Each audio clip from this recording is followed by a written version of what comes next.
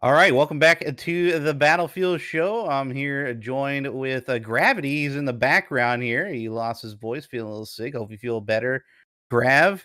And of course, we're joined with Thurston. We'll get to know him in a second. But welcome back to the Battlefield Show. You can find us here on YouTube, and don't forget to go to the YouTube channel, check it out, because I know this is on podcast platforms out there, Spotify, all that stuff.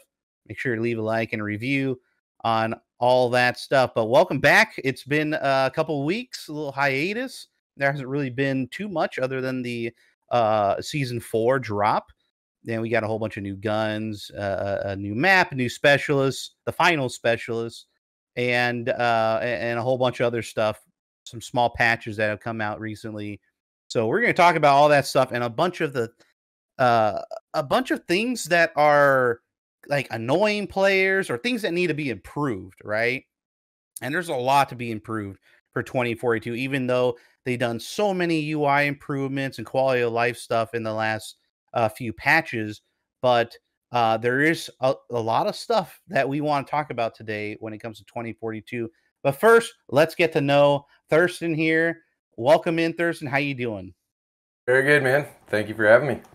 Cool. So, I know you from Twitter because of your infamous, I guess, what would you call it? Like, you're just passion about the community aspects of Battlefield, such as Platoons. What made you get into all that? Let's just get into all that, and your background in Battlefield.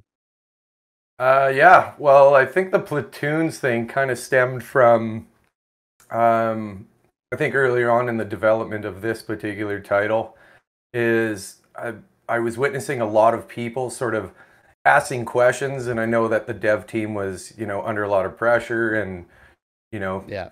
God bless them for their patience with everybody. But one thing that I'd noticed was just, how often does somebody actually get a response from, say, a dev or Battlefield itself? So on December 23rd, I guess, was it 2020, I think, I was like, what, I'm going to ask one simple question, and I'm going to ask it every day until I get a response, right? So Yeah. myself being a big, sort of guy in the community with, like, say, Division 722 and Battlefield Canada, is I just thought that there was a lot missing for these players to sort of link up with each other, play cohesively, and just a bunch of things with Platoons, just all the design aspects of being able to have your own logo, and all that stuff was super exciting to me, and I felt it was really missing. So I basically just decided, hey, let's ask Battlefield, hey Battlefield, what's the deal with Platoons, right? So I never really got a direct response. I think in culmination, when I finally ceased doing it, was just that, it's hard for them to give a direct answer on stuff that they can't necessarily answer, right? So yeah, I think it was a long time. I did it for 200 days, and Jeez. I didn't realize it yeah, was that long. yeah, no, it was a long time, and yeah, I get they had a plan for this game, but hopefully we can only hope that they realize and recognize the importance of platoons in these games, and add them in the next installment, hopefully. So Right. So they eventually they didn't directly reply to you as far as I understand it. But a survey came up. We're yeah. involved. Mhm. Platoons. What do you think about platoons? Is one like a checkbox or something? Do you care about these certain features from previous Battlefield games? I was like, oh my god, they brought it up like semi-officially, right? Like it's Yeah. there. Like they know about it. It's just I feel like they couldn't respond to you because it literally wasn't something they were working on. Something like server browsers or for all out warfare is something they just finally had to say something about it. But they, for the server browser, but they never said about Platoons not ever being a thing like they did with the server browser for All Out Warfare. So does that give you some kind of hope? Yeah, I'd put my money on it. I would bet that they're going to be reinstating it in the next Battlefield, because I think a lot of people, just in what I was doing, I think there was a lot of responses daily, multiple retweets, thousands of likes, for this particular topic. And like, it's a way to like get a community together so that, you can have, say, quote unquote friends online and stuff, and, all sort of, be fighting for the same purpose. I would compare it to, people who like sports teams, right? It's kind of like that. It's kind of like being a part of a team and, a group where you're like-minded, and you can play with each other. You can have a good time enjoying this game. And yeah, I think the ability to represent your community with, say, a logo and stuff was so awesome. Like how they were doing it. They added it into BF1 where if a squad would cap a flag, then below that flag would be another smaller flag with that Platoon's emblem on it. Remember that? Yeah. I forgot about that. Yeah. Yeah. So it was like, yeah, it was really cool. And, I missed veteran status too. I thought that was cool. Like in Battlefield Bad Company 2, on the scoreboard, it had a number beside not only like your rank, but it had a number stating how many Battlefield's previous games you've played, right? Yeah. So I thought that was really cool. I really like veteran status because it's not that it's making one person better than another person at all, because you're both playing the same game, but it allows the people who have invested a lot of time and a lot of, effort into playing these games to sort of, be proud and show something that they're proud of, and, represent, say either veteran status or, your platoon. So yeah. And they rewarded us too. They rewarded us with little things, like pins, little pins, or you can, like when you're buying, I think, or signing up with the game, you can use your EA account to basically register like the different games you played, so they know that you're a veteran and all that stuff. I thought that was very exciting at the time. Yeah. Well, yeah, even in Battle Log on your, I guess, on your profile page, it showed all the games that, you had played below, along with, like I'd mentioned, having the number of games on the scoreboard, indicating, how much time you've spent. So yeah, there's a bunch of stuff missing. So right. So let's go over Platoons. A lot of people may not understand what it is or where it came from. I know in the past, Platoons wasn't really a term. That's something that came later on, like in BF1. That's what Battlefield, EA DICE ended up calling that as a community aspect of Battlefield 1. Like that's where it came from. Beforehand, people would use forums, Battle Log, like those community type of tools. So can you explain to us how Platoons was implemented and like where it could improve? Because if they're gonna have Platoons back into a game, how are you gonna want it to look like? Can you go through that a little bit? Yeah, I think Platoons, like for your first part of your question, I think it sort of stemmed or began with I think Call of Duty always had clans, right? Where you could have your, you could have your little clan tag, right? Which Battlefield, did as well. Then beyond that in Battlefield 1 especially, that's when Platoons became really prominent, where, you could create your own platoon, which is basically you could have an open invite where anybody could join your platoon. You could design your own logo representing that platoon. Those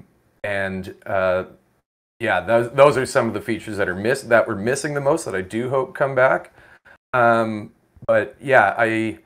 it was just such a cool thing because I was a member of, I'd have friends ask me, hey, join my platoon. It's like, sure, but every game you could go into battle logger, you could go into the settings, into your profile, and you could pick which one of those platoons you wanted to represent. So while in game, you're on the scoreboard, you would have your clan tag, like say Battlefield Canada would be BFC. And then every vehicle that I would jump in, our logo was obviously Canadian flag. So then every vehicle you would jump in had a little Canadian flag, or say for like Division 722. If I was repping them and playing with those guys, then it would have like the Division 722 logo on the vehicle and on your gun and all this cool stuff, right? And it's like I mentioned, it's just a way for, you to get together with like-minded people and, play with each other and, dominate, I guess, in a sense, which was, I think that was probably the biggest problem they were having with it, is that people were just stacking lobbies and then it was, sort of unfair. I think a resolution to that would be is if you did have a platoon, you could have a playlist or, a server browser that was meant for platoons. So say you could join in with, other, I guess, go 1v1 or platoon versus platoon, in that sort of server browser potentially, as like an option. I see what you're saying. Yeah, just so they're not stacking like lobbies, right? So but you could also say you only have 5 people. You could say, okay, well, we have 5 people. There could be potentially another platoon that only has 5 people, and then you put those 2 platoons on opposite teams to try and sort of even the odds, I guess, right? Yeah, they would. There was communities. I was in AOD for quite a while, and we have hundreds of players playing all the time in BF1, and we would actively try to balance the server as much as we could, right? We would have rules for ourselves. We couldn't base rape. We couldn't. We had to let them get the server. Otherwise, it would die, right? And we have bad reputation, right? And they would actively switch people over or say to do. There's a lot of community aspects and communication going on to make your platoon or your community thrive. So, and then I was even in BF3 and BF4, we had those same kind of rules as well, but we had more tools then too, a lot more tools, like the Archon and everything, and that made it really thrive and keep things in check. So, I mean, what about the future? What about the future for platoons? Yeah, I think it's necessary, for, we have so many people in this community. You can see on Twitter how many people are just such diehard, Twitter or Battlefield fans, and that, I think in the future that there's so many people that are, sort of in need of that sort of community aspect, and if you give them the proper tools to do it, they'll sort of take it and run. And I think we really had it so good before, and for them to remove it was just that one kind of hurt, just because you had spent years, multiple titles, developing your platoon. Like I don't know what the biggest platoon created was, but I know that like Division 722, you could have, I guess, in your platoons, per platoon you could have a max of 100 people, and they must have had, I don't know, 7 or 8, right, on all different platforms, right? Yeah. So I was a lieutenant on one of the Xbox platoons, and I don't know, I think it's something they could sit down and like sort of really think about, because I think that the sort of the community aspect, or getting the players together, other than, Friday Night Battlefield, that's great and all, but, to have something that sort of the community can control themselves, where, they can have, they can have their own friends, they can recruit, it makes people, kind of feel a part of something larger, like.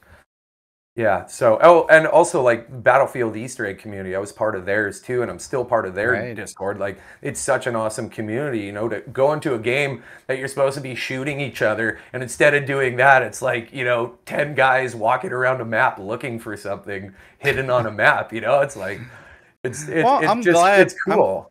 I'm glad that's still going. Oh yeah, The developers are still on, even maybe on their own time. I know for sure on their own time in BF5 would put all these Easter eggs around, and they're pretty yeah, extensive, man. I mean, even the ones in BF4 were insane, but they kept going, and BF1 were insane, and BF5 were kind of crazy. yeah, But yeah. No, I'm I think glad it they really. are still doing it. Yeah, sorry. And BF4, that's like when they really sort of kicked it off. They That kicked was out the Phantom program thing. yeah, that was so awesome. Shout out to JJJU. But yeah, and then BF1, that was the I couldn't best even time. do some of them. Oh man, I had such a blast. I would go into the BFE Discord, and they have like a section, to help people. So I would be there like deciphering Morse code and like taking the recordings, putting it into Audacity, figuring out what the Morse code is, Yeah. giving them the answer. Like that's pretty deep when you're going, and that has nothing to do with the campaign or the multiplayer. It's just a whole nother aspect of the game, which is so exciting. Just something else you can do, which they've already started something in this one, and so I can't wait till I'm thinking the end of this season is when they're going to do the sort of the next chapter of what the next thing that's happening with Oz in this game is going to be. So yeah, we're really excited for that too. So yeah, I hope they continue it. I know there's been teases of a year 2, and yeah. that would really open that up, and I Mm-hmm. hope they do it. We could talk about that in a second, but let's just get to know you a little bit more about how far back in Battlefield, like what was your favorite Battlefield game? Yeah, where were you at? Yeah, I actually brought that. So this was my first Battlefield. I still have it. Oh God, the one on on the Xbox. Yeah, I've always been a console gamer. So I started. It was this game I think was first.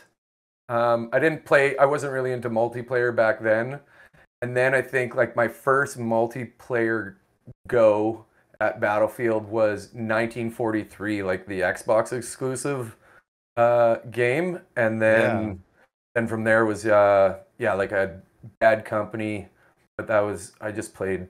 Did that even have it? I never played multiplayer in that. I don't even know Bad Company 1. Yeah, did they even have a multiplayer? Because I know I wasn't into multiplayer at that time, but yeah, it was only on consoles. Bad Company 1 with the new Frostbite engine, and we were all of our PC players. We were hell pissed, man.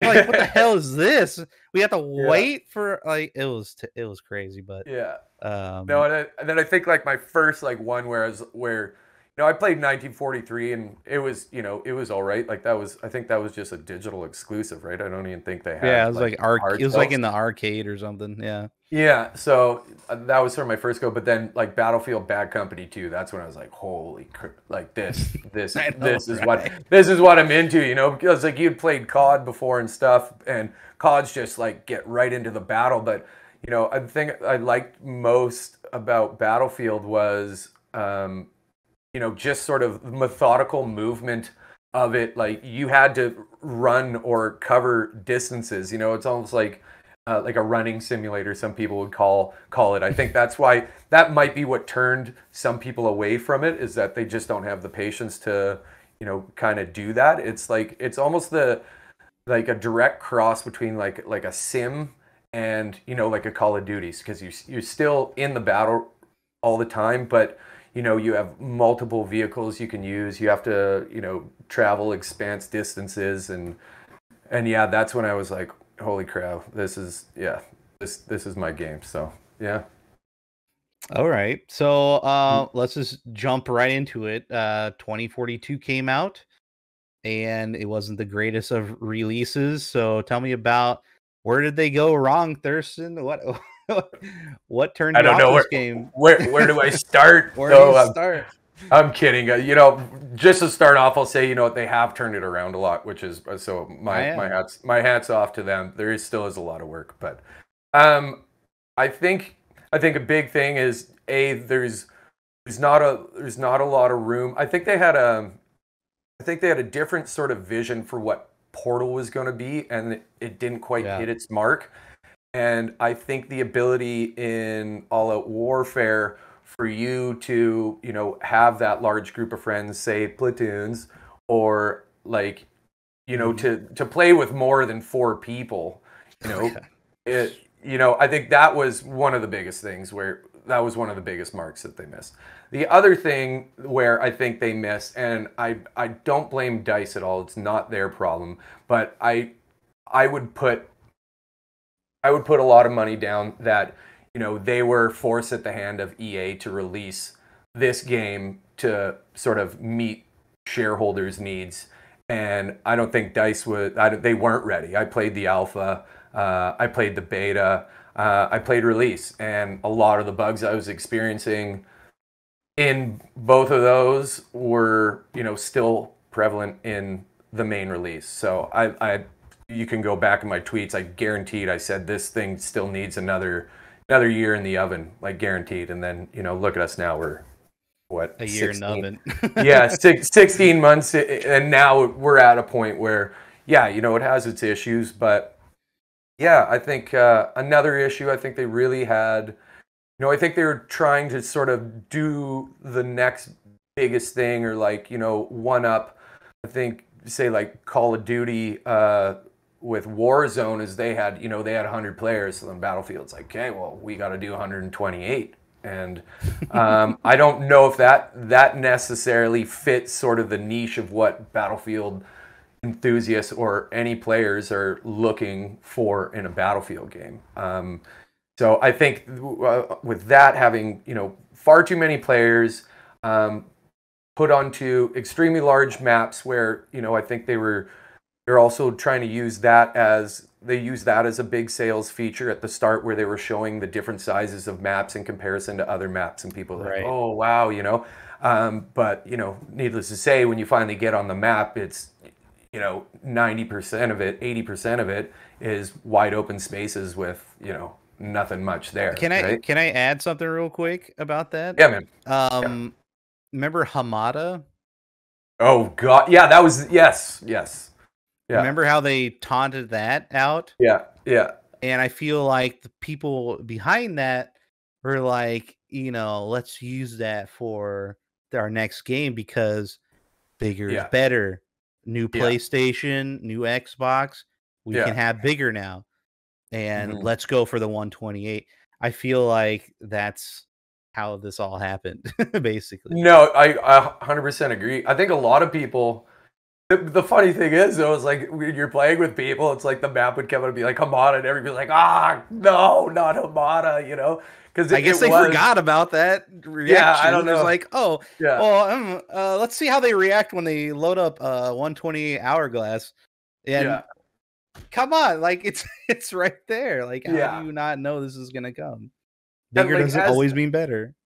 Yeah, as big as Hamada was, though, one thing that it did better than these maps that we originally got is it at least had, some traversal lines, and it had cover, and it had stuff that you could get behind, right? It wasn't such a wide open expanse, and I could see where the issue would lie in that you're getting these developers to make these maps that are 4 times the size of a regular map that they've made in the past, and then now you're making 8 of them, 11 of them, 12 of them all at the same time. There's obviously going to be stuff that's missed. It's far too large, and that's why a lot of them had to get reworked, and which is unfortunate. It's like it's it sucks that they would force them to put that out, because I think a lot of devs, obviously they can't say anything, but well, if you paid attention, they did. But they did say like why they had a choice to make, right? Is let's move on and make new maps or go back and change them. That's what they said. And they said we had the tough decision of going back to remake them. I don't know exactly what that means, but they were talking the remakes, about it. Yeah, for the remakes, but as for like the entire game on them, like I feel like it was so forced to be released, and I don't think it was necessarily their intention to do that. And I think that's why we did experience a lot of the stuff that we did experience, is that there wasn't enough time for them to, really give maps a thorough, once over. And, so, but, like I said, my hat's off to them, because the game is enjoyable now. I am playing it. It Right. does still have its issues. There is still some design choices that I don't think are the greatest, but, they're making it better. So that's at least a silver lining. So. Right. I know Yeah. Grav here mentioned that I misspoke about Platoons there. They were around in the BF3 and BF4 via the battle log. I remember it being integrated into the game for the first time in BF1, and that's probably where I got that confused. No, yeah, well, in BF1 is when they did really sort of like start selling it to people. Like I remember when they were announcing BF1, is that Platoons was a big thing about it, because now they were adding all these features to Platoons, like designing logos and stuff, right? And those logos, through they had the Battlefield app where you could make it I think you could make it in game, but you could make the logo on the app as well. And those were in BF4, like same thing. Your logo would show up on your tank and on your gun and stuff. And yeah, that stuff should get thrown back in, because it was so cool. But I guess the other problem that they have is there's far too many, grotesque images getting put on people's tanks and stuff, right? So he was like, "Can you stop this, please?" Yeah, BF1, because at the end of round screens were hilarious. Like you got all the anime stuff, you got fucking racist shit everywhere. It's just ridiculous. But it was the funniest time. I think my friends remember that for so long. They're like, "I can't believe they got rid of my Pepe frogs." And the collections that they had at the end, it was the funniest thing, the most meme-worthy stuff in Battlefield 1.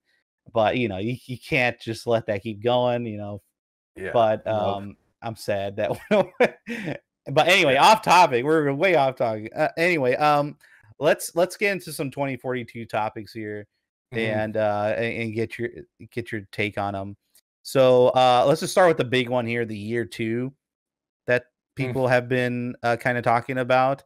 What are you hopeful for there? What do you expect in a possible year 2, other than season 5 that's already been confirmed, which will be part of season of year 2? But will it be the end? You know what? There's so much potential. What I think they're gonna do is, it's awesome they're putting out those questionnaires so everybody can put in their 2 cents. I'm thinking that they're going to put a lot more effort into Portal. I'm foreseeing them taking a lot of maps from all iterations of Battlefield, right? There's so many good maps out there, from Hardline, BF3, BF4. I could foresee them, because they don't really need to. All they're really doing is adding maps. So I might just be being hopeful, but I think they need maps. I think more sort of content in that part of the game would bring a lot of people back, because it wouldn't feel so much like you're just playing the same map over and over, which you do in this game, a lot. But I think I see them still adding, they're adding weapons from those games, right? And or like BF3 especially. But I see them doing a lot more maps, adding reworks or sort of revisiting maps from previous titles and adding those, and sort of giving Portal that, a run for its, like, what it's meant to do. I think at least that's what I'm hoping. So I think you're right. If from a time saving, money saving aspect, reworking Portal maps and adding in what people want. I mean, look at the jokes that they had on April 1st yesterday. Some people were making fake Battlefield accounts and saying, "Hey, we added lockers in a Portal. Enjoy." Like people actually want that. I want that. Like, why not? So they might actually go throughout doing that. Gravity added here, and no one confirmed year 2. No, there's no confirmation of year 2. It was a leak, so it's possible. Like we're hoping, Yeah, it we're could hoping. be. Now they never said like they never made an announcement. Oh yeah, we're doing year 2. Like Yeah. all they've said is season 5 is what we're actually doing, and you're Hmm. getting that one map. Yeah. We could talk about that. What do you think? Did you see the announcement for season 5 map? Oh yeah, the Zavad. Everybody's calling it the Zavad rework, or it's going to be like Zavad or Giants of Corellia. It kind of looks like. Yeah, Um, Either one of those would be incredible. Even if they combine those two maps to make one large map, that would be kind of neat. yeah, I don't that know would if be pretty sick. it wouldn't necessarily work with its sort of geography location, but yeah. No, I think it's going to be great. It's kind of disappointing to have such a slow release of map content. Is kind of frustrating because it does become monotonous, especially with us not having sort of like a playlist where we can access all the maps in All Out Warfare. The only way to do that is build your own in Portal, and then Or hope that you X's conquest. Hopes there's X's conquest. yeah, or it's like we're getting every day I play, I'll play the same map twice in a row all the time. And it's almost at Oh that point yeah.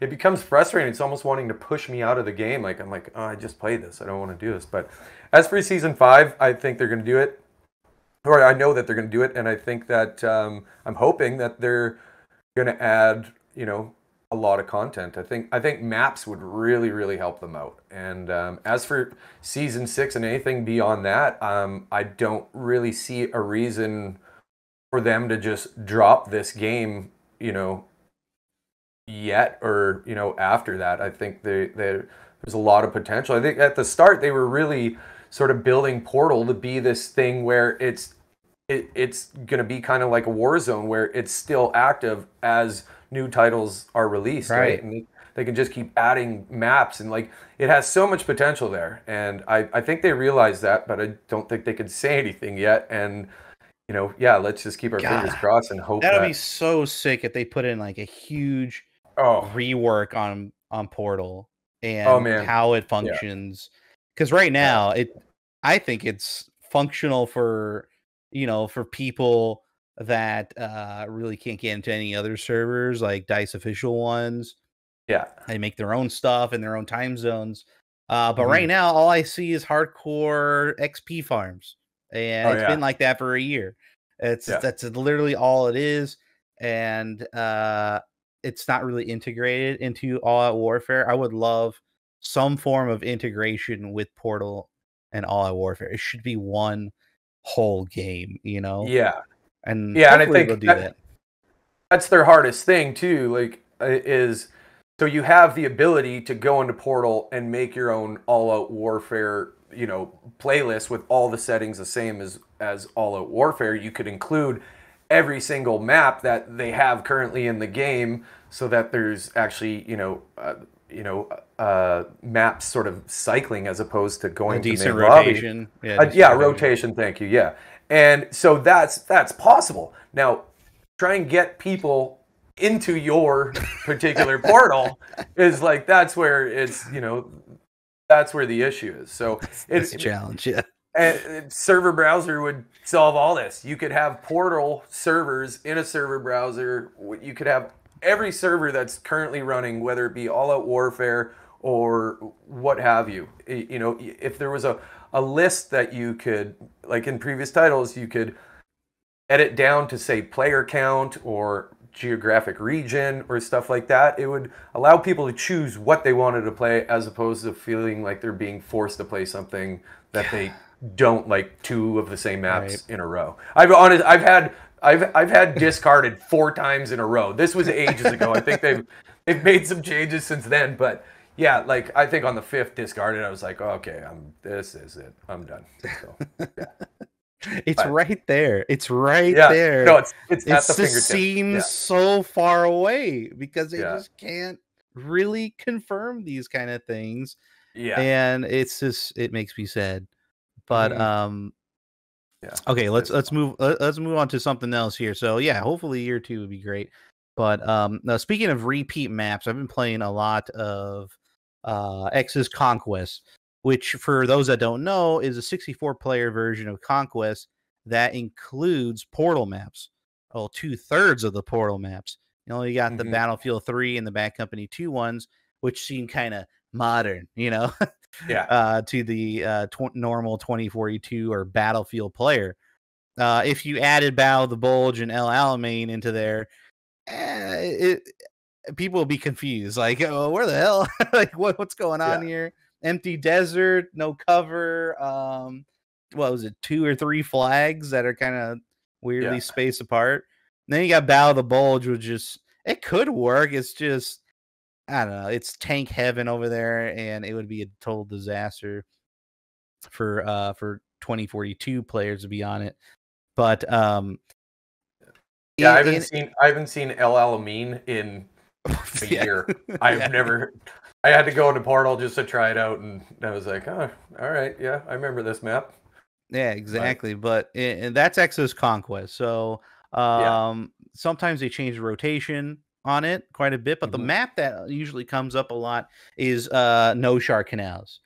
And No Shark Canals was introduced into Portal as one of the Battlefield 3 maps, and it's mostly known for its TDM variant in the what do they call it? What's that area over there? In the TDM, the containers? Yeah, the containers area.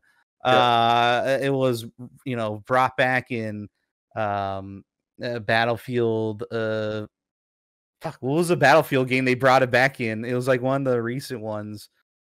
They had it in. It's originally BF3, right? It's originally BF3, and then they brought it back via Dragon Valley remake. What? Oh yeah. Gravity knows this stuff. Where are you? Yeah. No, I remember. BF4 Dragon Valley. They brought it back. Yeah. And super infamous, one of the best TDM and most famous TDM maps in Battlefield history. But the interesting about No Shark Canals, I was going to ask you, Thurston, have you played it on 64-player Conquest? Yeah, it's actually funny you asked that, because just before we got on here, there was the last map that I played, and we got destroyed. It was like 600 tickets to nothing in the end. But yeah, no, I've played it 64. The other thing is what I've been doing a lot, because I'm solely a console player, is I've been playing the last gen version of 2042. Oh no. For 2 reasons, is that you always only get 64 players, and the other reason is that there's no PC players. And no offense to any PC players, my hat's off to you guys. You're all insane, but I was Thank you. I was just playing 2 days ago with another guy in the community, Hireling, and we were playing it. He likes to play the new gen version, so I was like, yeah, I'll just hop on it with you, and like we had fun. You're playing with friends, it's a good time, but it's like you instantly know when you're getting killed by a PC player before that kill cam pops up. It's like you're like PC player 100%. You can tell the difference. So as for No Shark Canals 64, I'm loving it. I really think they should always have all these maps in these playlists and allow people to choose those, as opposed to be removing them. But it's more content.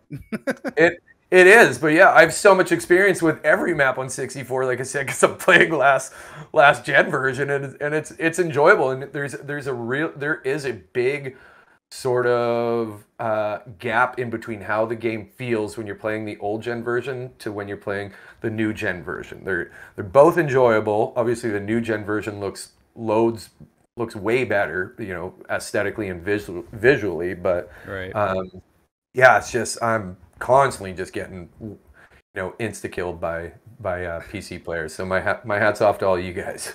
Is there a difference in the logo? I never noticed, because sometimes when I'm playing X's Conquest, that does matchmake me with old gen players, right? If you're on the new PC. I'm on PC. No, old gen. There's no PC. It's only PS4 and Xbox One, and then they're on their own ecosystem. They're basically they're two own titles. So like in my games library, I have two Battlefield 2042s. There's the Xbox One version, and then there's the Xbox Series S. And it's always been like that, right? Yeah, it's always been like that. So I started off. I played the first 6 months or so, 7 months or so on the new gen version. Right. And then I saw from somebody on Twitter, I was complaining about some bug or some issue that I kept running into, and somebody's like, you should try the last gen version. So I went and it gave her a whirl, and I was like, wow, this is kind of a little more enjoyable, right? So, but I still play both, but if I'm ever getting on solo, I usually play the Xbox One version. So you like the old gen's version of the game because of no crossplay with PC. That's what you're saying? No, there's multiple reasons. The no crossplay with PC is one, but that's probably the smallest reason that I do it. The largest reason is that also the maps are smaller. Oh, okay, got it. There's only 64 players, right? So you're basically playing the version that everybody wants. I don't know. 100% agree. Yeah, I enjoy that's why I always play Exodus Conquest, because it's 64 player Conquest. That's my bread and butter. I grew up with that. Like, that's what makes it so fun.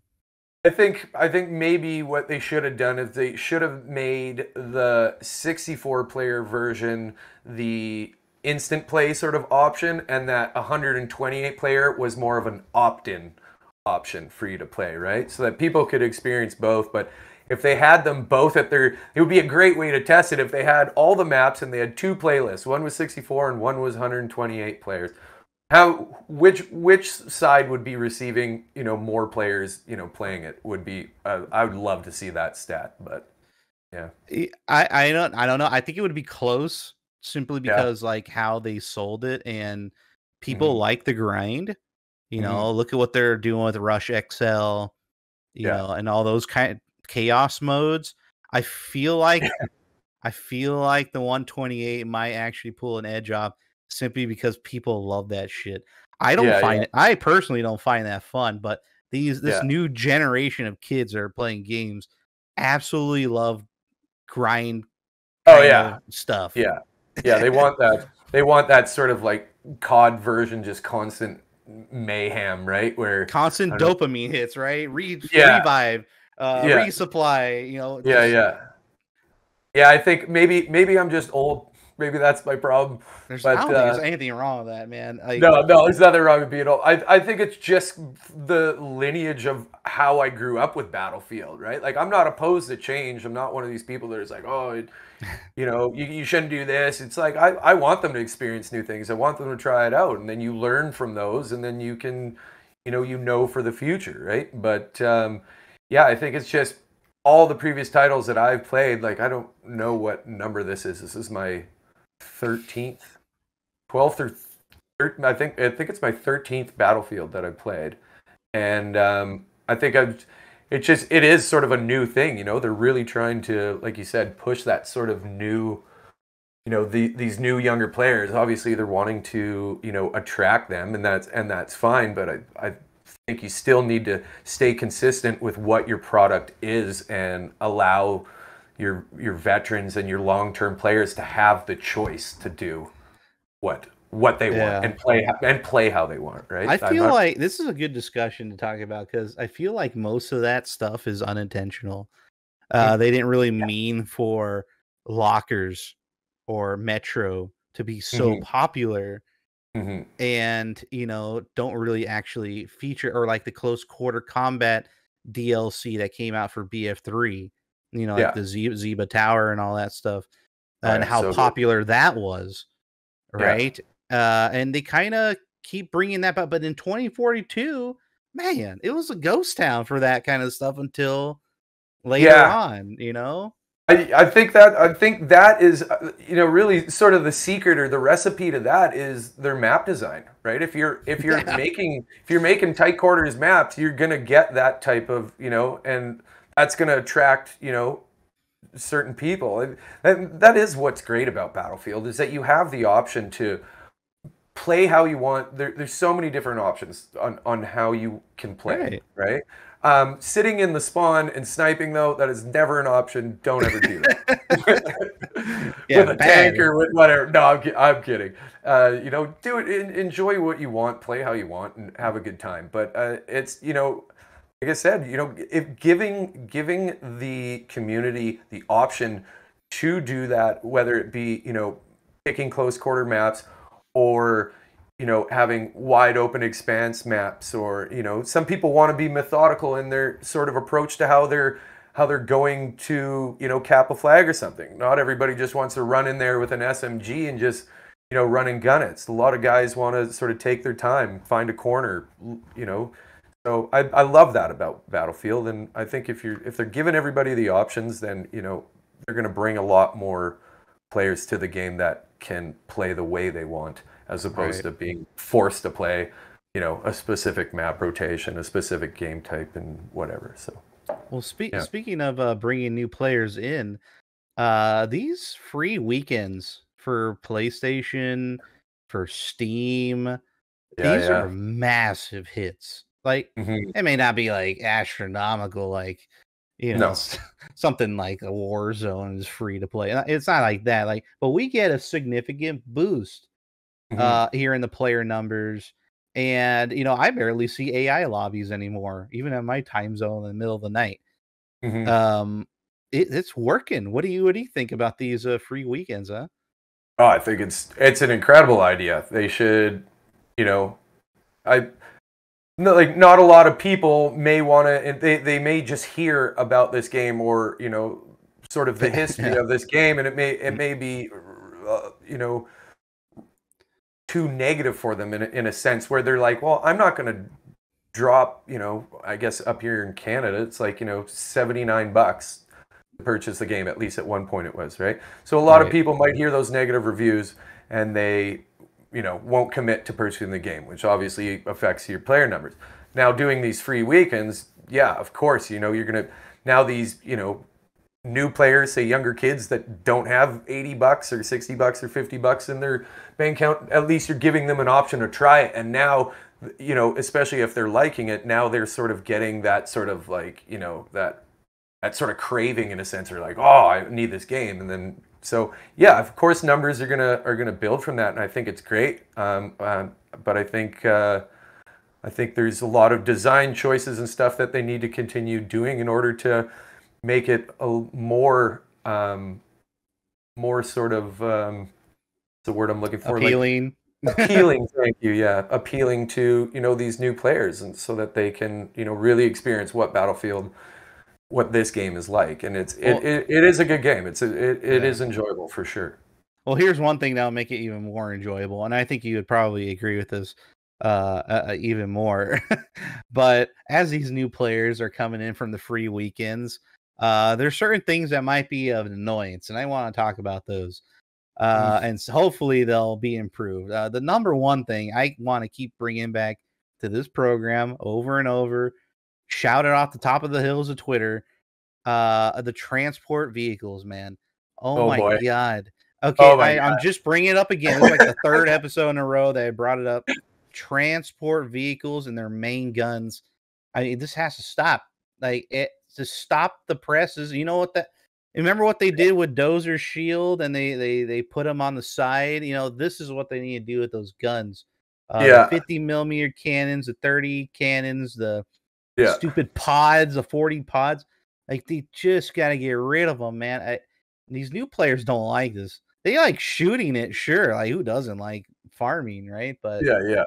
What do you think about are they actually transport vehicles, Thurston? I don't know. They're no. Well, they kind of are. Technically, yes. I technically, I guess. I don't know if you saw my tweet. It was like, I don't know, 3 or 4 days ago, where I was playing, and we were playing on Stranded, and there was these 5 guys in the hind dominating the entire round. Like, it was getting annoying. Like, you couldn't shoot them down. Like, everybody's got AAs. They take forever to lock on. Then they go below. They hit the deck, so now they're, you know, below the lock-on range. So, right. And it was crazy. They were just dominating us, and I was just getting so frustrated.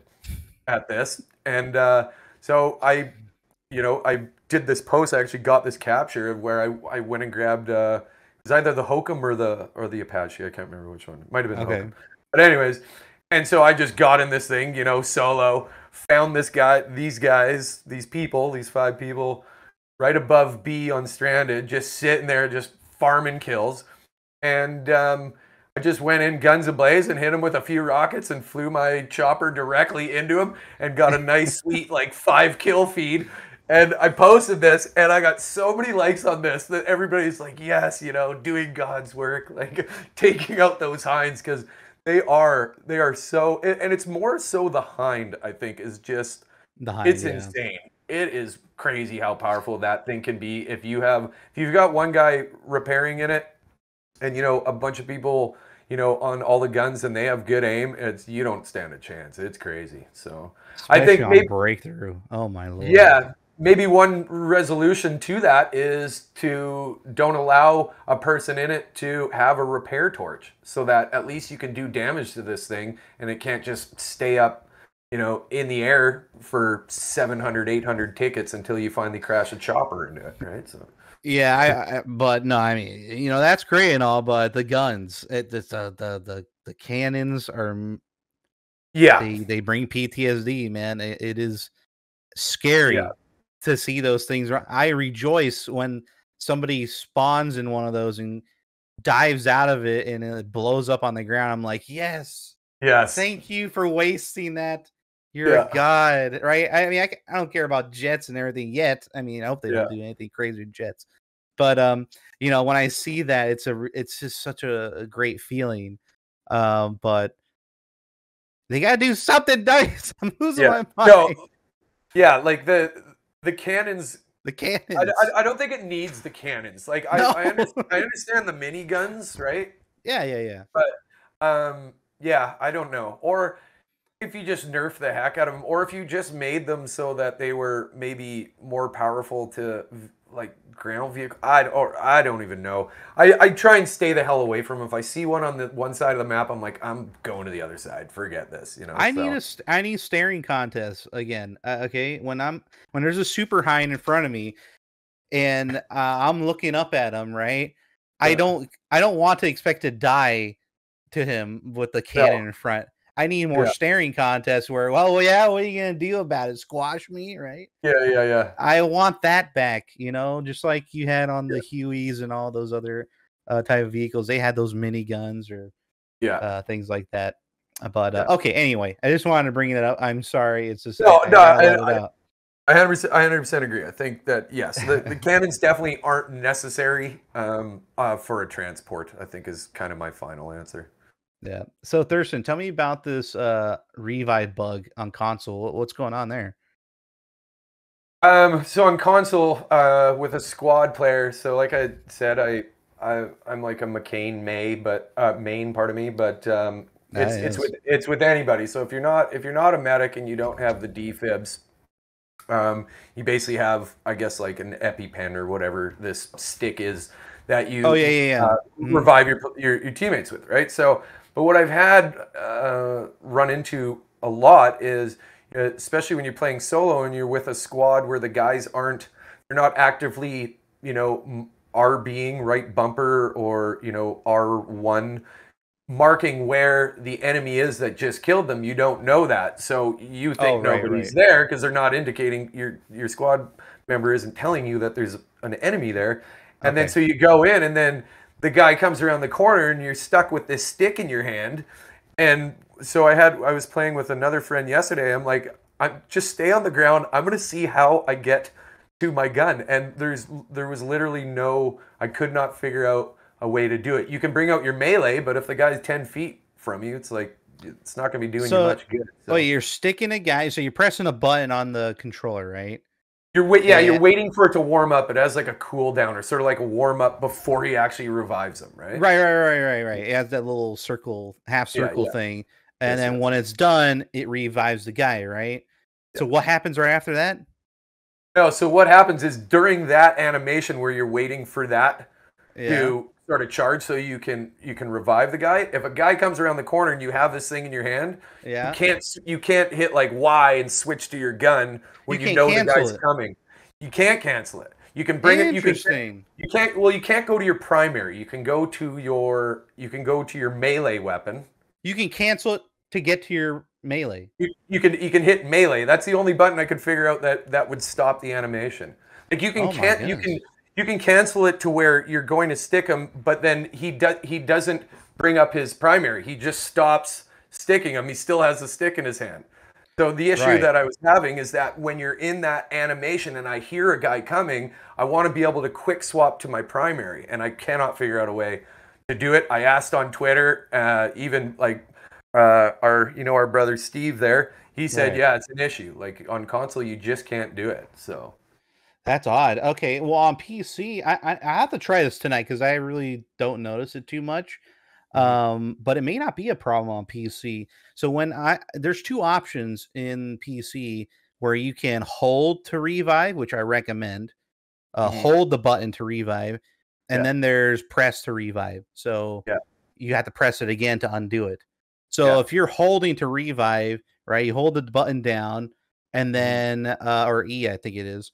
You can, if someone comes around the corner, you can just let go, and then you can take your primary out. I believe that's how it works.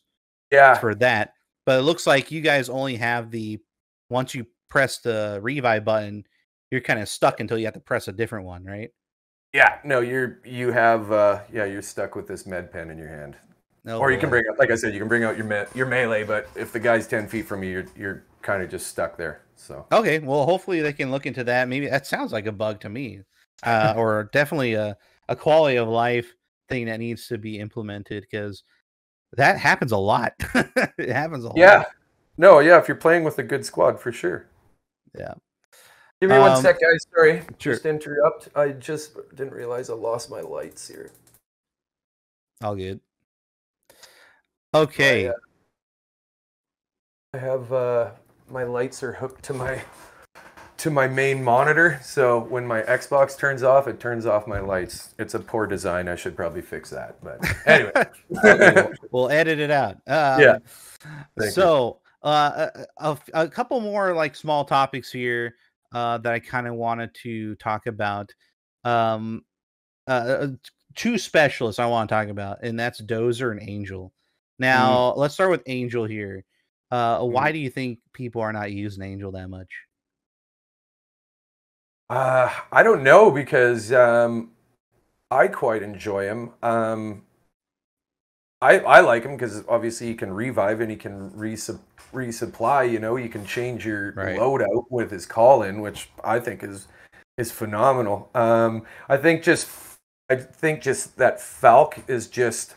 I think it's better. She's better in the medic category with like her Surette pistol, right? And she can also rep and supply, and so why people aren't using them, I don't know. And one unfortunate thing about that too is that the Easter egg we just had, when you completed it, your skin that you got was an Angel skin. So it's like that's why I'm using them, So.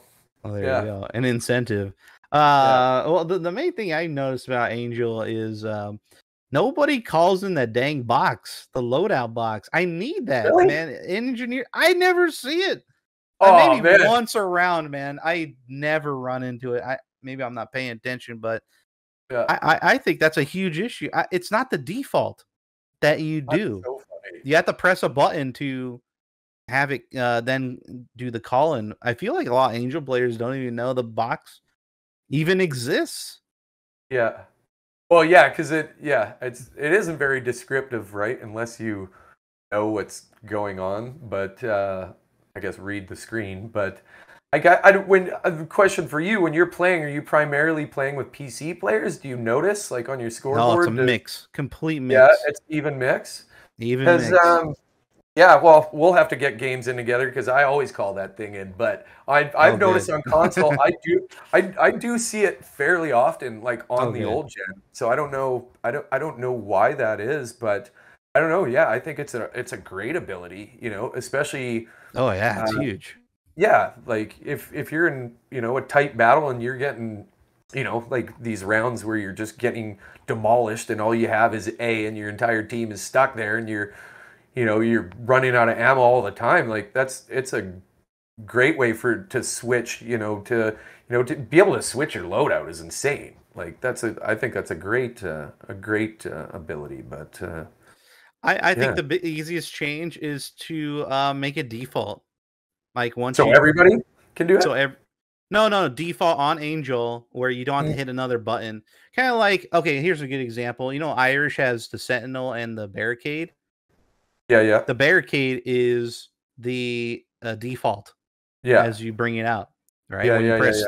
the button to bring out the gadget, the first thing that comes up is the Barricade, not the Sentinel. So I think maybe in Angels they could just swap the option. What's Angel's again? His default is just like that little pouch, right? The little pouch, yeah. Which is kind of I don't know. They should maybe just remove that because then you have the ability to have the ammo crate and, like you said, have the call-in as that would make complete sense. All right, I agree with you. I'm right behind you on that one. Okay, Dozer. Why the hell is no one playing Dozer? You know what? I knew we were going to talk about Dozer, so I played him. I played him all morning, and I had so much fun with him. It was hilarious, just because like he can't, because he has that stem or whatever, to recharge your health, right, one use thing. But really, the shield, it's like it is so funny to just watch. Like if you bring out that shield, you start going at somebody, and they're just panicking and like don't know what to do. They're throwing everything at you, right? Until they're out of ammo, and it's almost like a free kill. It's absolutely a riot. So I don't know. I think the other reason is because he's an assault, right? And I think like McKay, there's so much, like McKay is incredible. My personal favorite. Not just because he's Canadian, but his ability to get everywhere. So I think it's just, I think it's just a preference in play, I guess, whereas like I do occasionally see Dozers, but they're not that often. You see McKays flying all over the place all the time, but to improve Dozer, this is probably a really dumb question, but what would you think if Dozer could have his shield out and a little pistol? Yeah, that would be great. That'd be great, or too much? No, I think it would be great. I think it would be. Yeah, I don't know. I think that's sort of a hard one to. What about blind fire pistol shots? Like, you can't aim down sight or anything. You just have to just hit fire shooting behind cover in Division. Yeah. I don't know. It's a big fucking shield too, right? Like, oh, it's huge, man. It's absolutely, it's so funny. Like I know DICE had like 3 different iterations of the shield. I know it. Like we saw it in the early play tests and whatnot. It was smaller at one point, and I think that's where they came up with that. But they need to do something to Dozer. Like I don't see a lot of people playing with them, and I don't see much of an incentive. To do that, but maybe the pistol thing might bring some people in. I don't know. I don't know how else you could make him, any better. Turn radius, maybe increase that a little bit. I think it's. I honestly, I think the biggest issue is because there's just better assault players to use, right? Like the shield.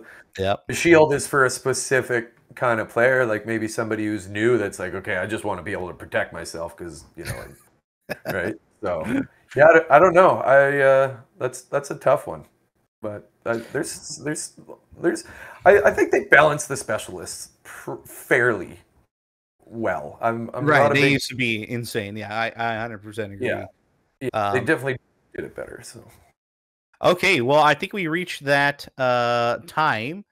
I wanted to go over one more topic here, if you're down for it. Hazard Zone. Yes. Now nobody gives a shit about Hazard Zone right now. I understand that. That's not what I'm talking about. I'm talking about what these developers are doing for the next game. that is similar to how they're announcing Hazard Zone in 2042. So they have this secret mode is up again that Dice LA or Ripple Effect is working on. What does it need to be, Thurston? What does this next Hazard Zone or this next mode need to be?